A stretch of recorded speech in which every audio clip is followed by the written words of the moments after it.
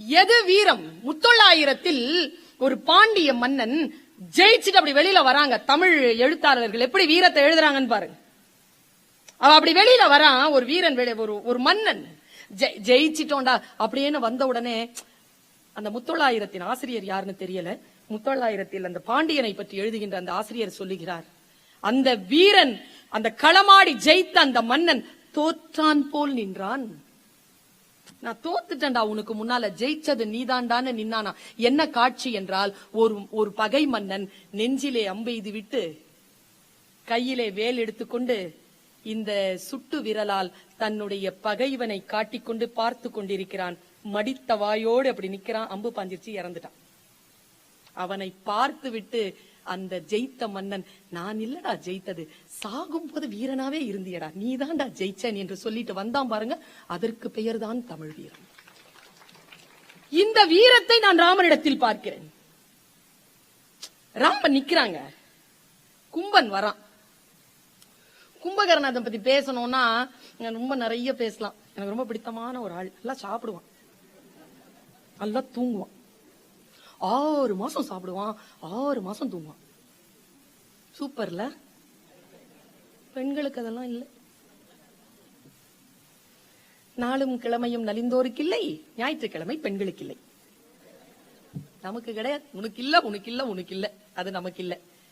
அவன் தூங்குறான், எழும்பி வரான், போர்க்களத்துக்கு வந்துட்டான், ராமனை எதிர்கொள்றான். அவன் கம்பர் கொம்பர் இல்லையா, அவர் எப்படி சொல்றாரு பாருங்க. அவன் எவ்வளவு பெரிய ஆளுங்க. நீங்க ஒரு பெரிய விஷயத்த சொல்லுங்க பாப்போம். நம்ம குழந்தைகளுக்கு ஒரு பெரிய விஷயத்த சொல்லுங்க, எப்படி சொல்றீங்க? பெருசா சொல்லுங்க எல்லாத்தையும். எதாவது நம் பாட்டிமார்கள் நமக்கு பெருசு பெருசா கதை சொன்னாங்க.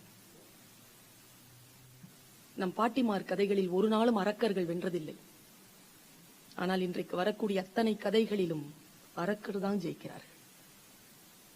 கொஞ்சம் கவனமா இருக்கணும் நம்ம இந்த கதைகள்ல. அவ்வளவு பெரிய அரக்கன். நான் சின்ன வயசுல என்கிட்ட கேட்பாங்க என்னோட விளையாடுற தோழிமார்கள், என்ன உனக்கு பிடிக்குமா? நான் சொல்ல பிடிக்குமே. எவ்வளவு பிடிக்கும்னு ஒரு நாள் என்னுடைய தோழி ஒருத்தி கேட்டா.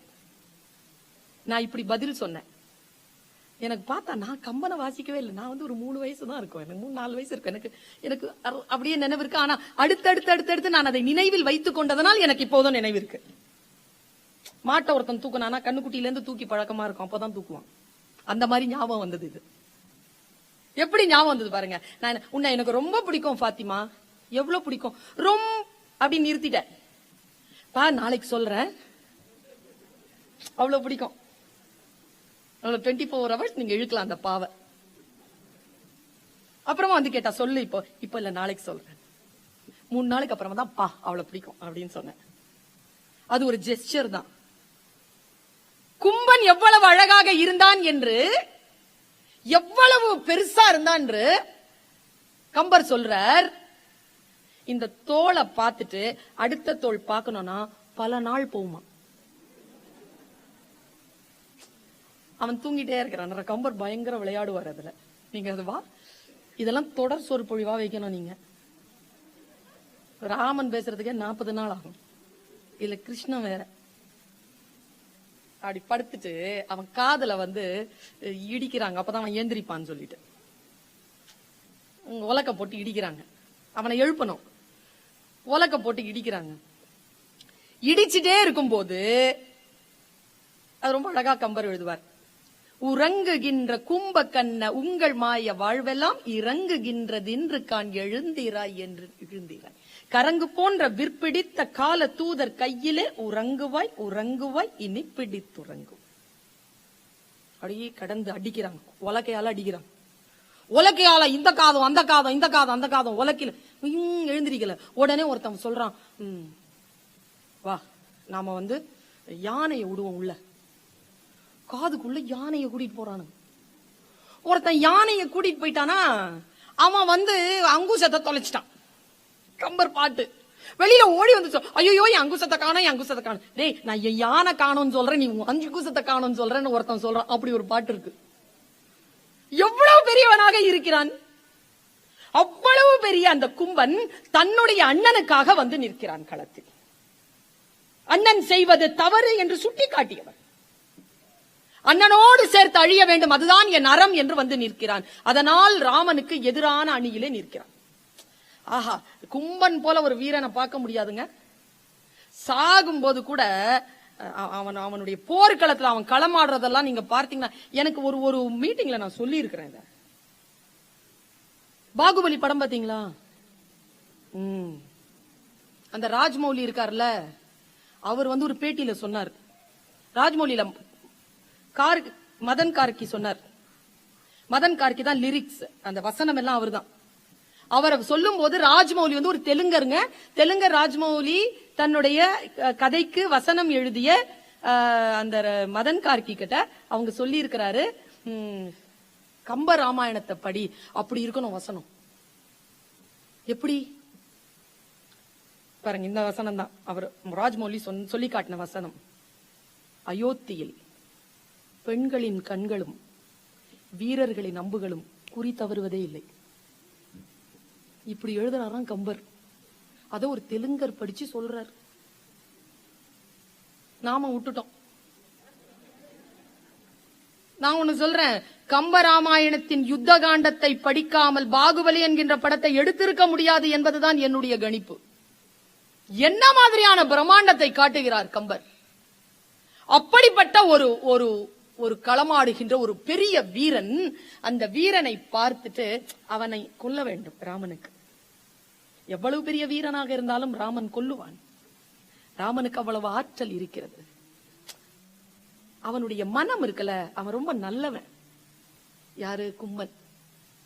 தன் அண்ணன் பக்கத்தில் நிற்கிறான், அவ்வளவுதான். ஆனால் கடைசி வரைக்கும் சொல்லுகிறான். சீதையை விட்டிலையோன்னு தான் கேட்டான். எழுந்த உடனே, ஏண்டா எழுப்பின, போர்க்களத்துக்கு போனோண்டான்னு ட்ரெஸ் எல்லாம் பண்ண அப்புறம், ஏண்டா இன்னும் அந்த சீதையை உள்ளியான்னு தான் கேட்டான். அப்புறமா வேணாடா விட்டுறான்றான். அதனால நீ போய்தான் ஆகணும்.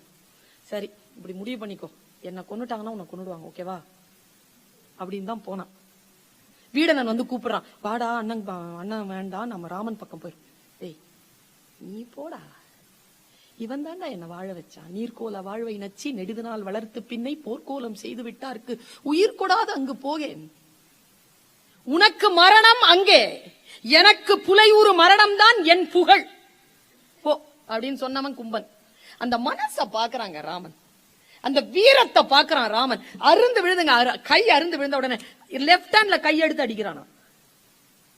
சாயனங்க, இவ்வளவு பெரிய உருவம் சாயறதுக்கு தடுமாறுறான். பாக்குறான், எந்த பக்கத்துல தன் படை இருக்குதோ அந்த பக்கத்திற்கு எதிர்புறம் சாய்ந்து இறந்தான் கும்பன்.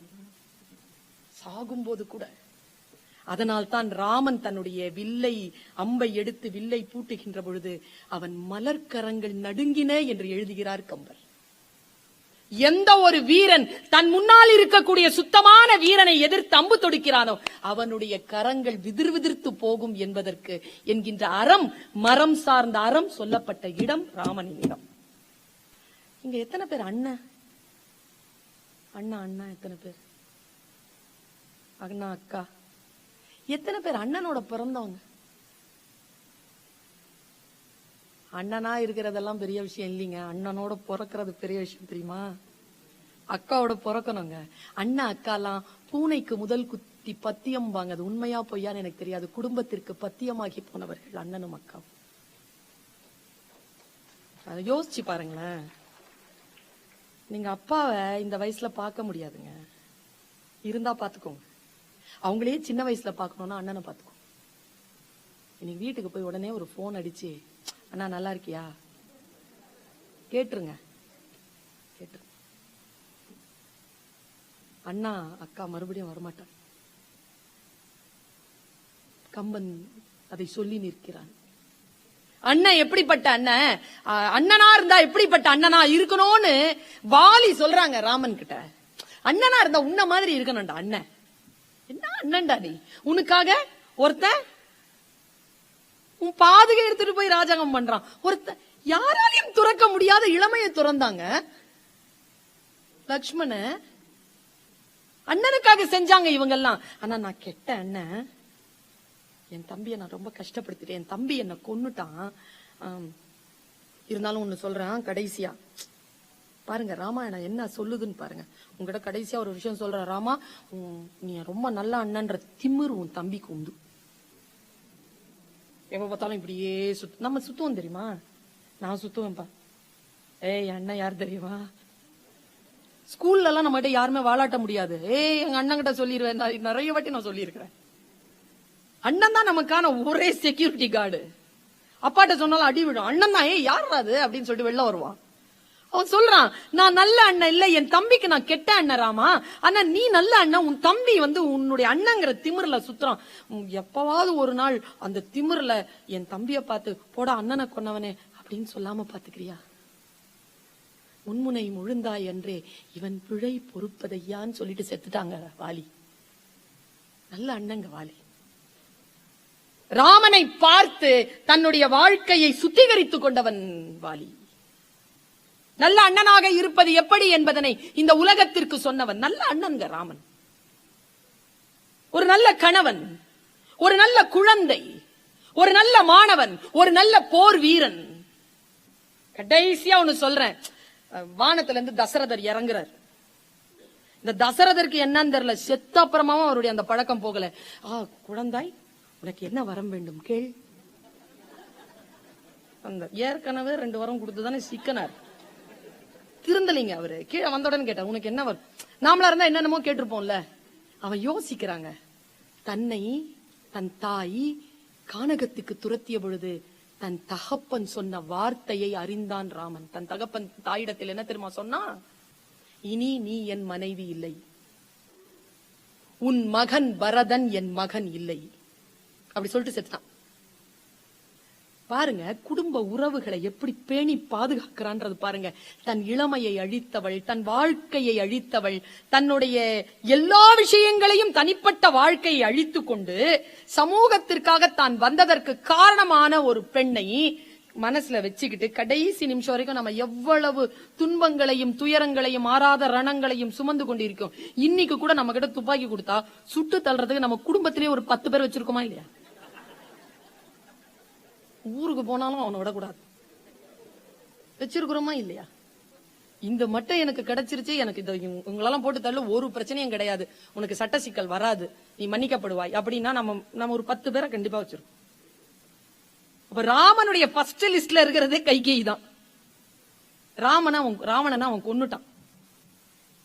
அப்படி நிக்கிறாங்க. வானத்துல இருந்து வந்து தசரதன் கிட்ட கேக்குறான், 2 வரம் கேட்டல, 2 வரம் எனக்கு கொடு. என்ன வரம் தெரியுமா? தீயல் என்று நீ துறந்த என் தெய்வமும், தீயல் என்று நீ துறந்த என் தெய்வமும் அவள் மகனும் தாயும் தம்பியுமாம் வரம் தருக. மறுபடியும் என்ன? எனக்கு அவங்க அம்மாவாவும் தம்பியாவும் வேணும். கடைசியில் தன்னுடைய வாழ்க்கையில் தன்னை இழிவு செய்து தன்னை அப்புறப்படுத்தியவர்களை அவதார நோக்கத்திற்காக தன்னை திருத்தி கொண்டவள் அவள் என்பதனை புரிந்து கொண்டு அந்த ஞானம் பெற்ற நிலையில் ராமன் பேசினான். நல்லா தெரிஞ்சுக்கோங்க. கம்பரை பாரதி அடிக்கடி ஒரு வார்த்தையால் குறிப்பிடுகிறான். நானும் பார்க்கிறேன். வள்ளுவனை தெய்வம் என்று சொல்லுகிறான். தெய்வ வள்ளுவன் வானுரை தந்ததும் என்று வள்ளுவனை பேசும் பாரதி கம்பனை கம்பன் என்னும் மானிடன் வாழ்ந்ததும் என்கிறான். கம்பனை மனிதன் என்று பேசுகிறான். நான் ஒன்னு சொல்றேன், நாம பிறந்ததனால் மனிதர்கள் இல்லை, மனிதர்களாக வாழ்ந்தால் மட்டும்தான் மனிதர்கள். மனிதர்களாக எப்படி வாழ வேண்டும் என்பதற்கான சாட்சி ராமன். அதனால்தான் ராமனுடைய வெற்றியை மானுடம் வென்றதம்மா என்று பேசினான் கம்பன். மனிதனாக உயர்தல் என்பது நாம் எப்படி இருக்கிறோமோ நம்முடைய அறம் சார்ந்த வாழ்க்கையாக அந்த நிலையை கொண்டு செலுத்த வேண்டும் என்பதற்கான சாட்சியாக ராமனை நான் இங்கே நிறுத்த